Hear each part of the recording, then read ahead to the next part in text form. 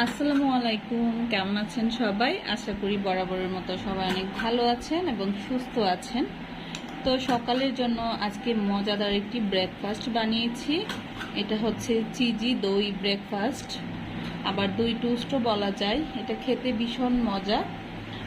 সাথে আমি ডিম, দই এবং কাঁচামরিচ, ধনিয়া পাতা আর গোলমরিচ লবণ দিয়েছি। গোলমরিচটা আপনারা চাইলে স্কিপ করতে পারেন।